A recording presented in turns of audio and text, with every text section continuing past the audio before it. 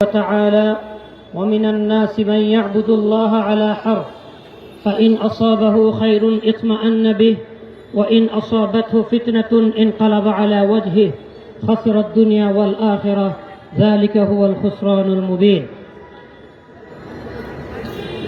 সম্মানিত উপস্থিতি, এতক্ষণ পর্যন্ত আপনারা আমাদের মেহমানদের বক্তব্য শুনছেন।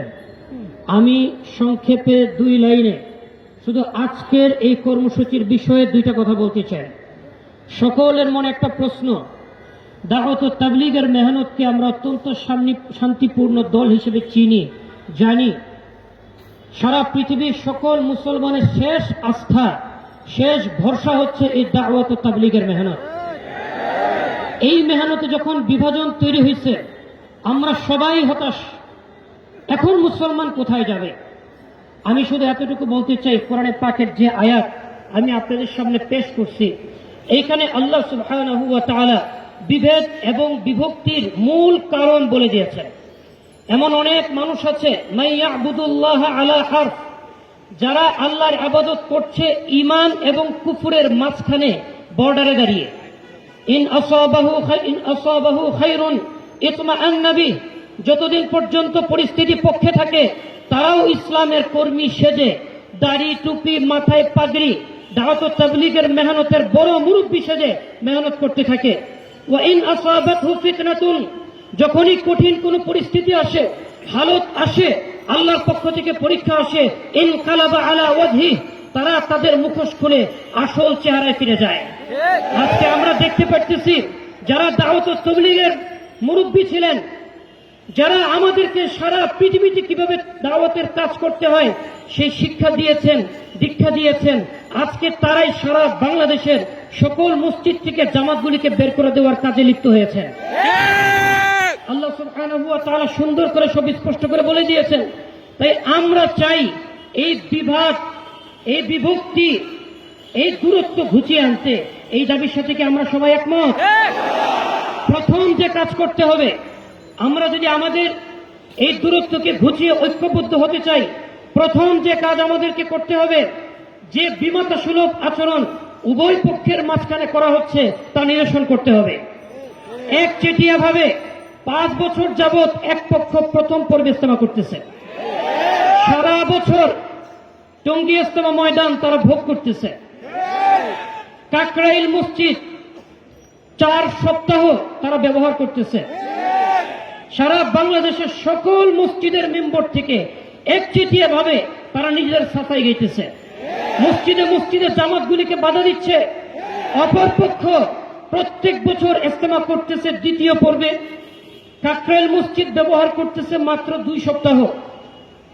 এরপর টঙ্গী ইজতেমায় তাদের কোনো জায়গা নাই। ইজতেমার ময়দানে সারা বছর ময়দানের পশ্চিম পারে ছোট্ট একটা মসজিদকে সংস্কার করে যদিও তারা কাজ চালায় যাচ্ছেন, প্রতি বছর 2 থেকে 3 বার তাদেরকে সেখানে বিরক্ত করা হচ্ছে, ভেঙে দেওয়া হচ্ছে, বিভিন্ন ধরনের হুমকি ধমকি দেওয়া হচ্ছে। সারা বাংলাদেশের মসজিদে একসময় বাধা দেওয়া হতো। আলহামদুলিল্লাহ পরিস্থিতি অনেকটা শান্ত হলেও বহুত মসজিদে এখনো বাধা দেওয়া হচ্ছে। যদি আমরা এই দূরত্ব ঘুচাতে চাই, সর্বপ্রথম উভয় পক্ষের মাঝখানে সমতা বিধান করতে হবে। এই সমতা বিধান করার জন্য আজকে আমরা শুধু একটা দাবি জানাতে চাই। অনেকগুলি কথার ভিতরে সব দাবি আমরা আজকে পেশ করব না। একটা দাবি জানাতে চাই, যারা প্রথম পর্বে ইজতেমা করছেন, আজ থেকে 5 বছর যাবৎ তারা তাদের সর্বোচ্চ মুরব্বীকে তাদের ইজতেমায় নির্বিঘ্নে সরকারি সহযোগিতায় উপস্থিত করতে পারছেন। পক্ষান্তরে আরেক পক্ষ, তারা 5 বছর যাবৎ তাদের সর্বোচ্চ আমির, সর্বজন শ্রদ্ধেয় মুরব্বী দাওয়াত ও তাবলীগের মাওলানা সাদ কান্দরবী দামাত বারাকাতুহুকে আনতে পারছেন না। এই বঞ্চনা, নির্যাতন যেভাবে 5 বছর যাবৎ চলে আসছে, আমরা আশঙ্কা করছি এই সাধারণ মানুষের পুঞ্জীভূত ক্ষোভ যদি বিস্ফোরিত হয়, এমন ভয়াবহ পরিস্থিতি ঘটবে, দেশের মধ্যে এমন ধর্মীয় দাঙ্গা বেঁধে যাওয়ার আশঙ্কা আছে যা মিটানো অনেক কষ্টসাধ্য হয়ে যাবে। তখন হয়তো মনে হবে সময় মতো আবদারটা মেনে নিলে আজকে পরিস্থিতি এত ঘোলাটে হতো না। তাই সংশ্লিষ্ট কর্তৃপক্ষের এই ব্যর্থতাকে দায়ী করে সরাসরি মাননীয় প্রধানমন্ত্রীর হস্তক্ষেপ আমরা কামনা করছি। আমরা এই কথা বলতে চাই, অন্য কেউ নয়।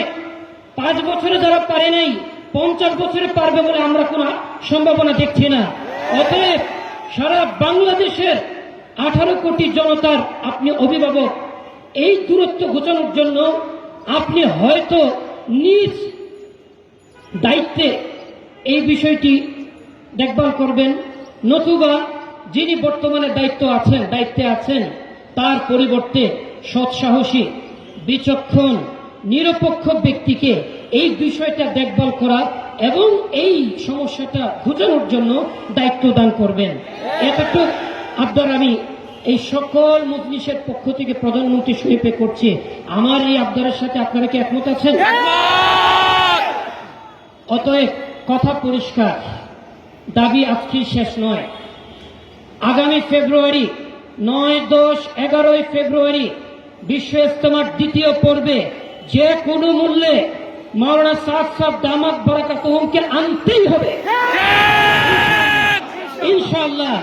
সেই পর্যন্ত পর্যায়ক্রমে ধারাবাহিকভাবে আমাদের এই কর্মসূচি চলতে থাকবে, কৌশলগত উপায়ে চলতেই থাকবে ইনশাআল্লাহ। আজকে যারা আসছেন সকলের কাছ থেকে আমি এই প্রতিশ্রুতি নিতে চাই, আবারও যদি দ্বিতীয়, তৃতীয়, চতুর্থ এমনকি লাগাতার কর্মসূচির জন্য আপনাদেরকে আহ্বান করা হয়, আপনারা কি স্বতঃস্ফূর্ত সাড়া দিবেন? আল্লাহ তাআলা আমাদের সবাইকে তৌফিক দান করেন।